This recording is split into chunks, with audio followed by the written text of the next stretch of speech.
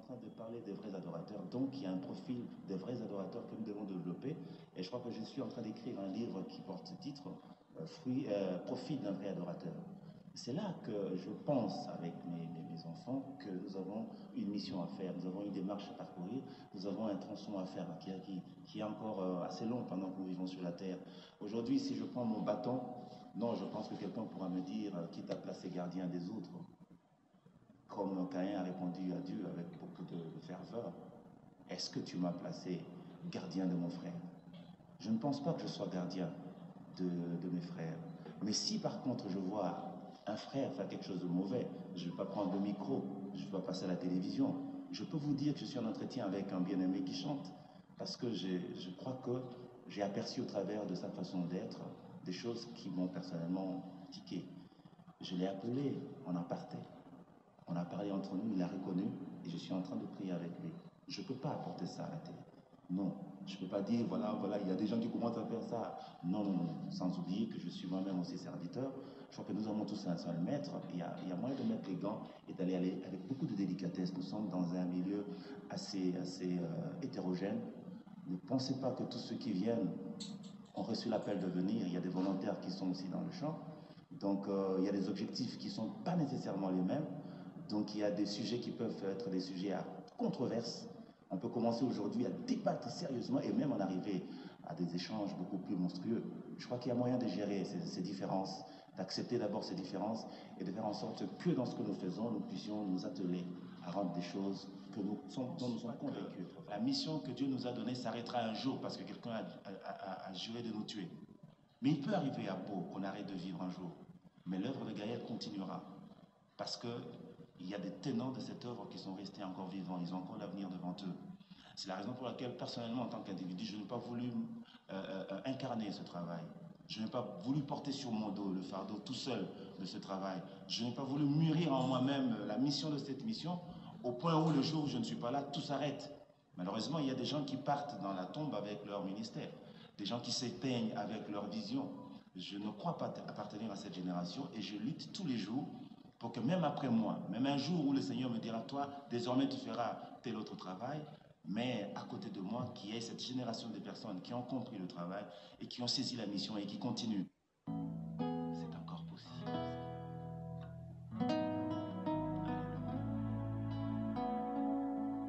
Je crois que Gaël s'est frustré dans les entrailles de l'Église en tant que ministère qui a la mission de participer à la restauration de l'adoration. Je crois que plus on avance, plus le besoin d'adorer se crée, parce que je dois avouer que la mission de l'Église est aussi une mission, une Église adoratrice. À ce point-là, je pense que nous avons une part non moins importante dans le cadre de l'exercice du sacerdoce, et en tant que tel, il y a une mission que nous devons accomplir, aussi vrai que l'adoration sera une réalité, un besoin de chaque cœur, aussi vrai que la vie de recherche que Jésus-Christ lance lorsqu'il dit « Mon Père cherche des vrais adorateurs », aussi vrai que cette vie de recherche court le monde, et bien le besoin d'adorer existera, et notre raison d'être. Où à un moment donné, j'ai pensé que c'était fini pour moi. Ma joie et ma consolation, c'était que le Seigneur continuait quand même son œuvre. Je me suis dit que si jamais il me donnait l'occasion de revivre, d'abord je serais convaincu que c'est pour vivre essentiellement pour sa gloire et faire encore au centuple le travail que j'étais en train de faire, peut-être l'exprimer encore mieux. Donc, c'est une action de grâce que je voulais aussi faire à Dieu. Et ne vous en faites pas une action de grâce, je n'ai pas mené tous mes enfants au lit de l'hôpital. Non, ils étaient à côté de moi, ils me regardaient, mais ils pouvaient... Non, je leur disais, ne restez pas là, rentrez travailler.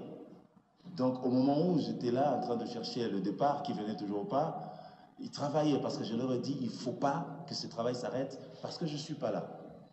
C'est encore possible.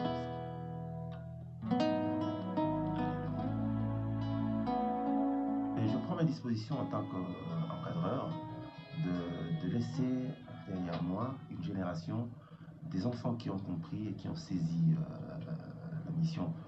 Quand vous mourrez avec votre œuvre, c'est que vous n'avez pas répondu à une mission. Et je pense que le Seigneur m'a fait grâce de me faire entourer des enfants qui ont compris. Parmi eux, il y a des individualités qui ont compris le sens de cette mission Et même lorsque j'étais au bord du trépas à l'hôpital, à un moment donné, j'ai fait ma prière, je dis Seigneur, je remets mon esprit entre tes mains. J'attendais que l'escorte d'anges vienne me prendre, ça ne venait toujours pas. J'étais rassuré que derrière moi, l'œuvre de Gaël continuerait. La preuve, c'est que quand j'étais à l'hôpital, il répondait toujours aux invitations. Et j'ai tout fait pour ne pas être l'homme orchestre. Lorsque tu n'es pas là, rien ne se fait. Ils attendront jusqu'à ce que tu reviennes. Non, non, non. Vous verrez que de plus en plus, je commencerai à ne pas prendre... ma visibilité sera de moins en moins exprimée pour que je prépare aussi la relève.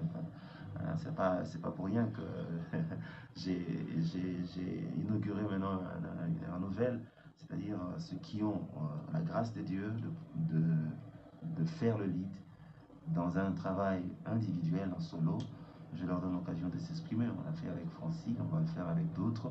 Tout ça, c'est pour dire que l'œuvre doit continuer même si on arrête de vivre ou qu'on est appelé à d'autres exercices. C'est encore possible.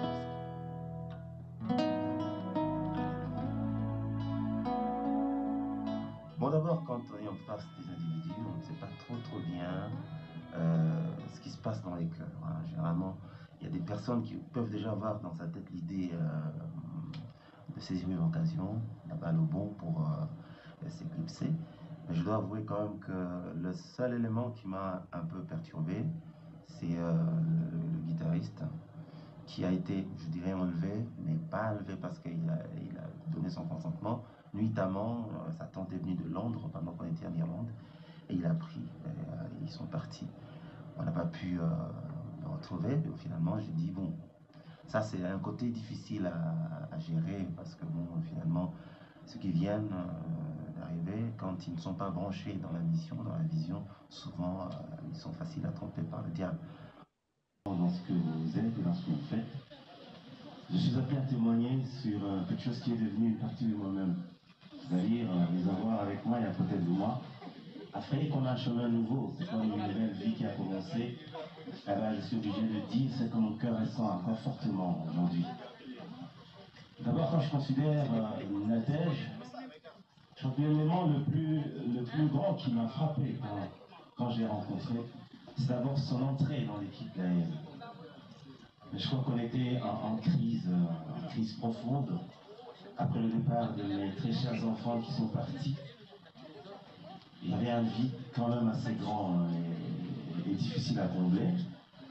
Et le frère Francis, qui n'est pas ici, m'a dit, je connais quelqu'un avec qui j'ai travaillé il y a très longtemps, une sœur qui chante bien, qui craint Dieu.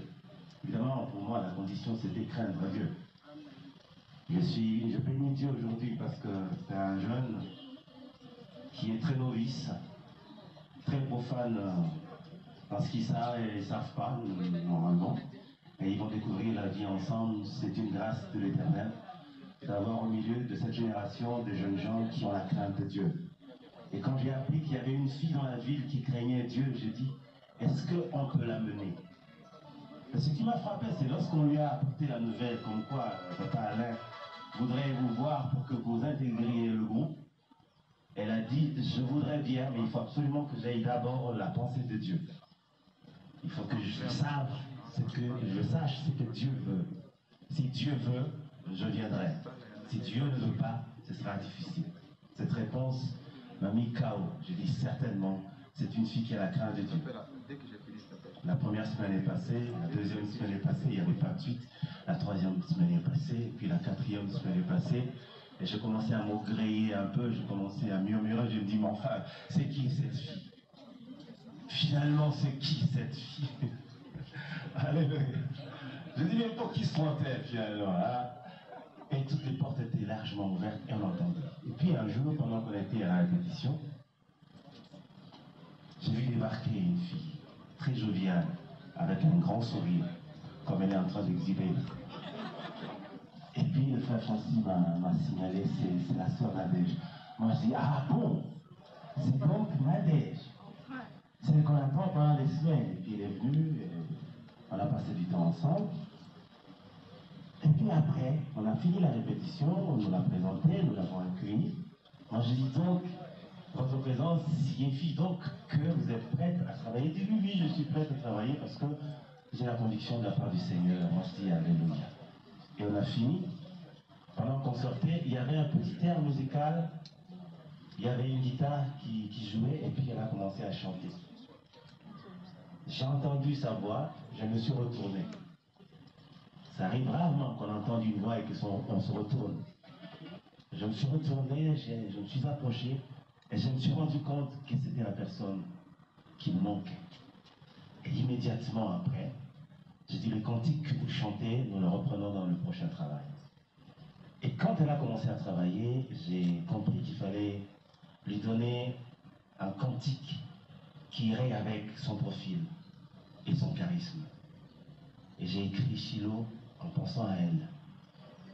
J'ai dit, si elle chantait ce cantique, elle rendait ça avec son âme, tel que je l'ai entendu répéter le premier jour que je l'ai rencontrée, je crois qu'elle va faire son entrée sans haleine.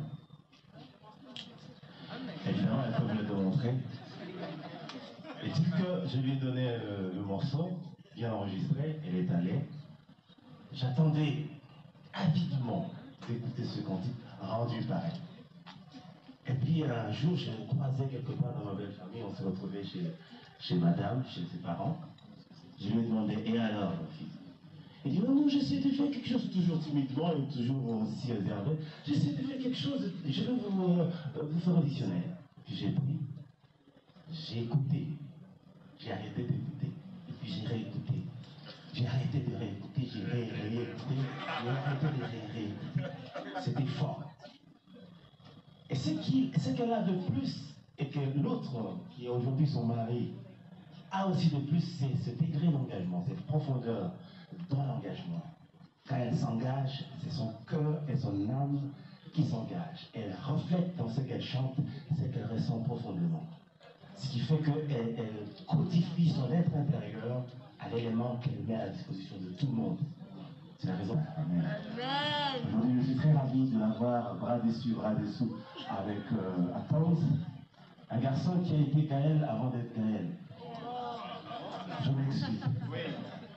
C'est-à-dire pendant que les émissions passaient, lui, il était déjà là.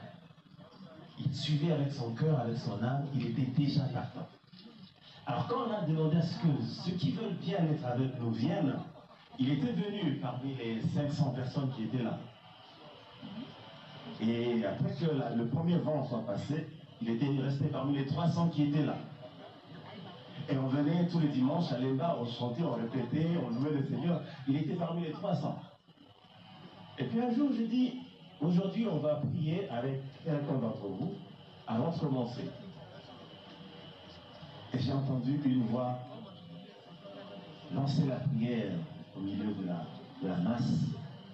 Vous savez, il y a prière et prière. Souvent, on connaît le degré de spiritualité par une simple prière. Quelqu'un peut dire Amen, vous sentez qu'il y a une force qui sort de faire Amen. Et ce garçon a sorti une prière. J'avais les yeux, moi qui avais demandé à tout le monde de fermer les yeux. J'étais la première personne à rendre le principe et j'ai ouvert l'œil. J'ai regardé, j'ai vu quelqu'un, je l'ai aperçu à peine. J'ai à peine aperçu quelqu'un, mais c'était fort. J'ai dit, ça c'est un signe qui parle.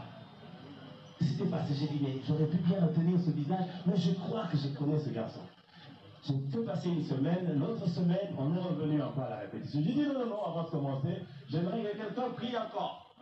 Mais cette fois-là, je savais qui allait prier. J'ai regardé là, dans la masse, j'ai reconnu ce visage-là. J'ai dit, petit, est-ce que tu ne peux pas prier? Je voulais vérifier. Si ce qu'il avait sorti l'autre jour était authentique. Si c'était vrai. Le petit a fait une prière qui m'a fait trembler. J'avais la chair de poule, j'ai dit non, ça c'est sérieux. Et quand je suis rentré à la maison, j'ai prié le Seigneur, il a dit, je t'ai donné ce garçon. Quand le Seigneur dit, je t'ai donné, c'est que c'est sérieux. C'est que c'est un compagnon d'œuvre.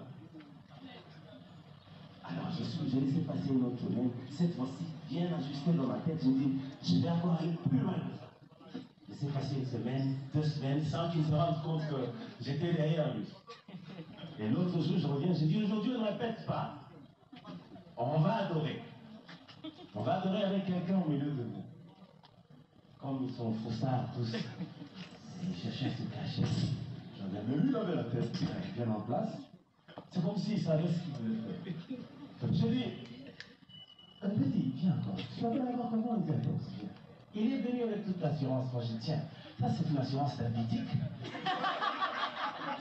Il descend paisiblement, il prend la guitare. Moi, je dis, en plus, il prend la guitare. Et puis après la guitare, il est allé sous l'arbre parce que ça peut être sous le manguier, comme ici. Il a commencé à chanter en jouant à la guitare. Oh là là!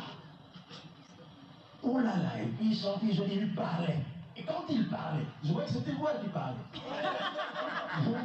C'était pas moi, c'était lui. Elle dit certainement, le Seigneur a envoyé ce garçon. Il est entré par la grande porte. Une sélection que Dieu a voulu au milieu de plus de 300 personnes. C'est pour dire qu'une flamme, quand elle brûle, elle brûle. Quand une lumière brille, elle brille. On ne sait pas la retenir. C'est comme une source d'eau qui veut jaillir. Faites l'ouverture pour qu'elle sorte calmement.